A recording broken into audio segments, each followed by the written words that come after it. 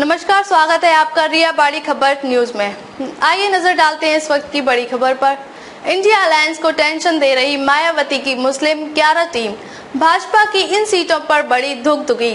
लोकसभा चुनाव अब धीरे धीरे जोर पकड़ रहा है और इसके साथ ही ज्यादातर पार्टियों ने अपने उम्मीदवार भी लगभग घोषित कर दिए हैं। उत्तर प्रदेश की बात करें तो भले ही सीधा मुकाबला भाजपा और इंडिया अलायंस में शामिल सपा और कांग्रेस के बीच है, लेकिन पश्चिम उत्तर प्रदेश समेत राज्य की तमाम सीटों पर बसपा भी एक फैक्टर बन रही है और इसका नुकसान सीधे तौर पर विपक्षी अलायंस को हो सकता है। अब तक बसपा ने 4 सूचियां जारी की हैं, जिनमें 46 कैंडिडेट्स घोषित कर दिए हैं। इनका विश्लेषण करें तो कुछ सीटों पर भाजपा की चिंता बढ़ती है, जैसे मुजफ्फरनगर में दारा सिंह प्रजापति मजबूती से चुनाव लड़ रहे हैं और संजीव बालियान का खेल बिगाड़ सकते हैं। यहाँ सपा ने हरेंद्र मलिक को उतारा है, जो मजबूती से जाट वोटों पर दावेदारी कर रहे हैं। इसके अलावा ठाकुरों की नाराजगी के चलते सरधना में चीजें उतना पक्ष में नहीं दिखती।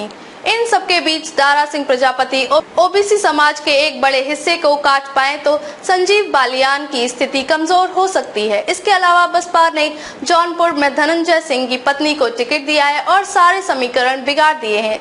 इसका नुकसान भाजपा को हो सकता है। हालांकि इसके अलावा सहारनपुर, मुरादाबाद, रामपुर, संभल, अमरोहा, आंवला, पीलीभीत समेत कन्नौज और लखनऊ तक की सीटों पर बसपा का असर इंडिया अलायंस पर ही विपरीत पड़ रहा है। ऐसे में 11 सीटों पर बसपा ने मुस्लिम उम्मीदवार उतारे हैं।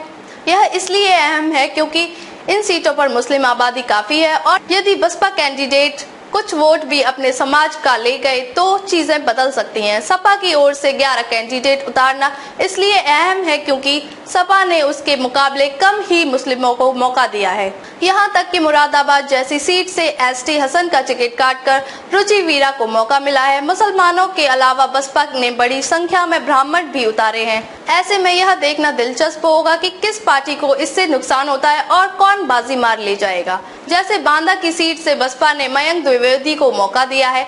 इसके अलावा अकबरपुर से राकेश द्विवेदी, मिर्जापुर से मनीष त्रिपाठी, उन्नाव से अशोक पांडे, फैजाबाद से सच्चिदानंद पांडे और बस्ती से दयाशंकर मिश्रा को टिकट मिला है। ये सभी सीटें ब्राह्मण बहुल हैं और यदि समुदाय का वोट मिला तो भाजपा को ही नुकसान पहुंचेगा। टिकट बंटवाने के अलावा बसपा जिस तरह भाजपा पर सीधा हमला बोल रही है, उससे भी समीकरण बदलने की संभावना है। मायावती के भतीजे आकाश आनंद ने पिछले दिनों कहा था कि बसपा नई बाबरी मस्जिद के निर्माण के समर्थन में है। इस तरह के बयान और मुस्लिम उम्मीदवारों को उतारकर बसपा पोलराइजेशन करने की स्थिति में है और इसका सीधा फायदा भाजपा को ही मिलेगा। अब तक के लिए बस इतना ही, फिर होगी आपसे मुलाकात ऐसी ही एक और बड़ी खबर के साथ। तब तक के लिए नमस्कार और देखते रहिए रिया बड़ी खबर फास्ट न्यूज।